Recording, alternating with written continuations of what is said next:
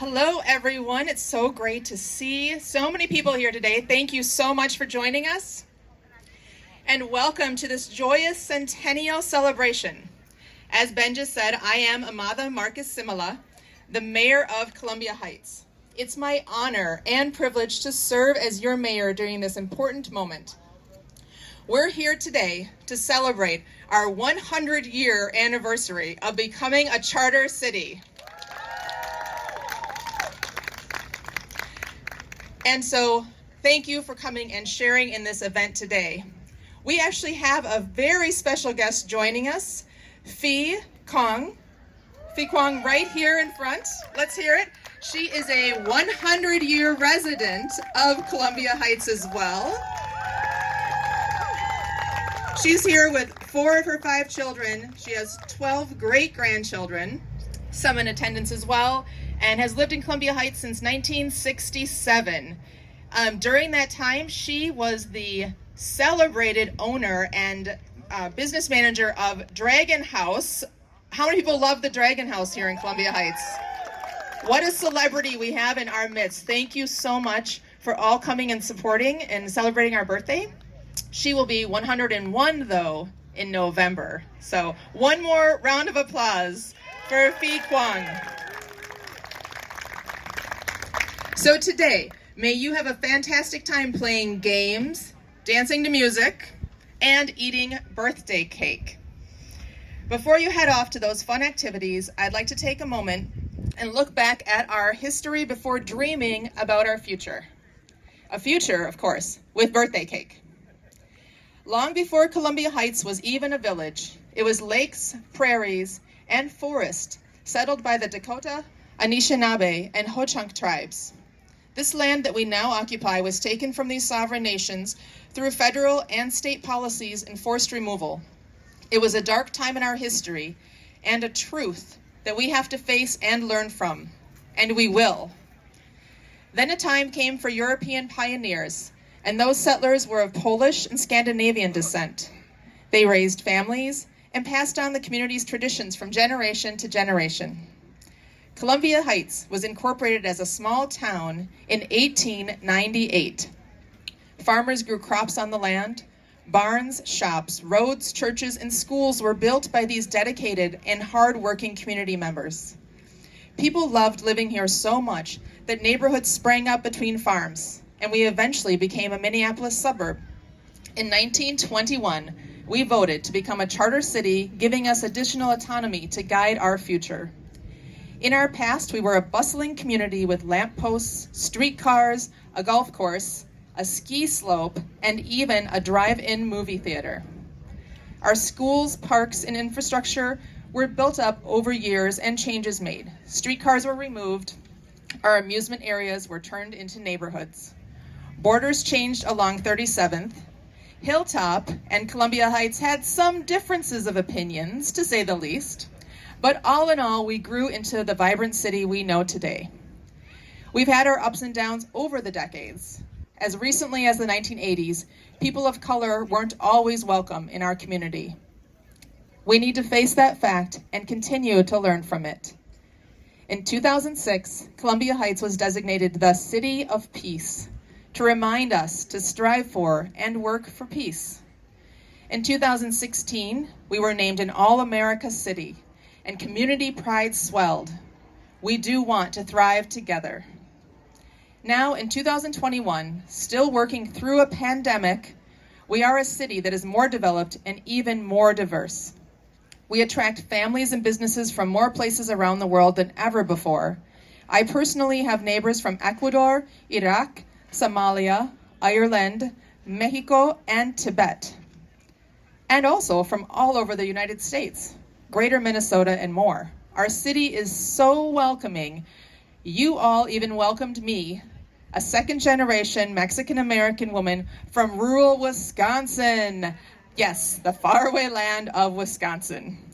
And I do love cheese curds. Making my way down Central Avenue and throughout our 3.5 square mile city, it's inspiring to see shops, homes, schools, industrial businesses, and faith communities that represent the hopes and dreams of so many. We have brilliant students studying hard. We have fantastic educators and school staff, both private and public, who care for our children. We have families gardening and playing together in our beautiful green yards and parks. We have delicious food from Thailand, Ethiopia, and the Middle East, alongside tasty burger joints, savory taco trucks, and chili ice cream shops. Let's hear it for DQ. We have a beautiful movie theater that is almost as old as our city. We have a gorgeous new public library built to be environmentally friendly. We even have city buildings topped with solar panels. We truly have it all. And with the courage, hard work, and generosity of people like you, we will continue to make Columbia Heights, Minnesota, a thriving, peaceful, all-American city. I want to thank our 100-year Centennial Planning Committee who worked for over a year planning all of these events. You have done a fabulous job. Let's hear it for the committee. The committee couldn't have done the work without our city staff member, Will Rotter, who led these efforts to a fruitious end. I don't know where he is, but... All right. Let's hear it for Will. Nice job, Will. Everything was made possible by our public works, recreation, police, fire, and administrative departments who coordinated and worked to make these events run smoothly. Thank you. All those yellow vests over there. Yeah, thank you. I also want to thank the Centennial Quilters. I see some over here. Can you raise your hands? Who put together an incredible 100-year inspired quilt. It's currently hanging in the library, and there's a picture of it right behind me. So you have to check that out later. The quilt was created by multiple local artists and coordinated by Columbia Heights Library staff members Allison Marzoff and Rachel Myers. Thank you again. You guys did a fantastic job. Make sure you stop by the library to check that out. At the library, there's an index there explaining all the quilt squares. It's fascinating. I'd like to thank our city council members. I saw some in here before. Our city council members for working and serving our city and fully supporting this exciting Centennial Celebration. And do I have any council members right up front here? Oh, here we are. Here are our council members, KT Jacobs and John Mergen. Thank you guys so much. And later, KT Jacobs will be in the dunk tank. So let's hear it for that. And it's a fundraiser for Seika. So please give generously to our local food shelf.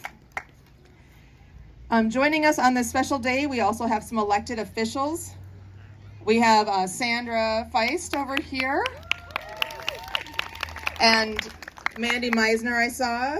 Thank you. Our County Commissioner, Mandy Meisner. And our State Senator, Mary Kunish, as well. Thank you to our past City Council members and mayors who are attending. I know Mayor Julian Wyckoff and Joe Strudevant were planning to be here, so if they're here, please wave. If I missed, there's Julian. Thank you. And Joe's here, over there. Oh, hey, Joe. Thank you, Joe, for coming. Thank you. In closing, I'd like to say I'm honored to represent this amazing city. I hope this year, as we look back to celebrate our history, we will also look forward to all the amazing things we can do together as a community. Here is looking to our next 100 years, and now, when we're done with speeches, you can go and have birthday cake. Thank you so much. I'm going to invite Mary Kunish up to the stage, actually. And the stairs are on this side, so. Hehano ashte, ampetukinle shante washte malakota. I'm Senator Mary Kunish. I said hello in my mother's native language of Lakota. I am here to greet you with a good heart and a warm handshake. I have been asked to give the native land acknowledgement, and so here we go. We collectively acknowledge that we are holding this meeting, or this celebration, on the ancestral and contemporary lands of the Dakota, Anishinaabe, and Ho-Chunk peoples. When settlers arrived here to expand the territory of the American colonial project, these indigenous nations were the rightful inhabitants and stewards of the land, and they remain so to this day. The main treaty between the U.S. and Dakota people, the Treaty of the Traverse des Sioux, was signed in 1851. More than 40 treaties were signed with the Anishinaabe, culminating with the Mille Lacs Treaty of 1865.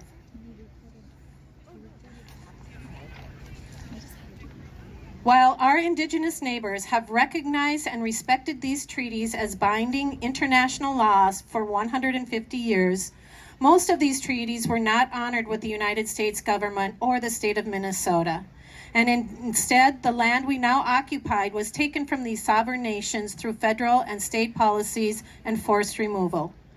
As citizens and residents of this land, we affirm the responsibility of the United States and the state of Minnesota to respect and uphold the rights of the Dakota, Anishinaabe, and Ho-Chunk nations.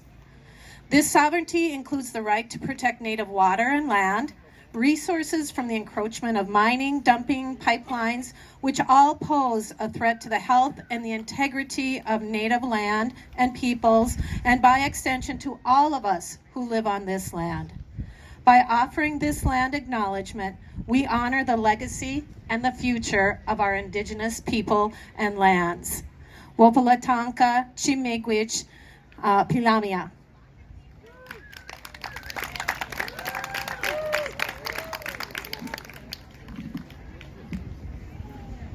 Thank you, State Senator Kunish.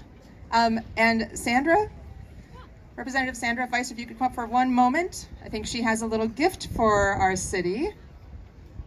And I'll let you introduce yourself as well. Hi everyone, I'm so excited and honored to be here to celebrate the 100th birthday of Columbia Heights.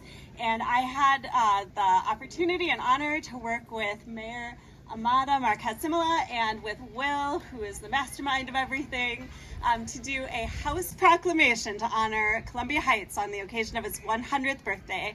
And that's what I have here, and I'm presenting it to our mayor.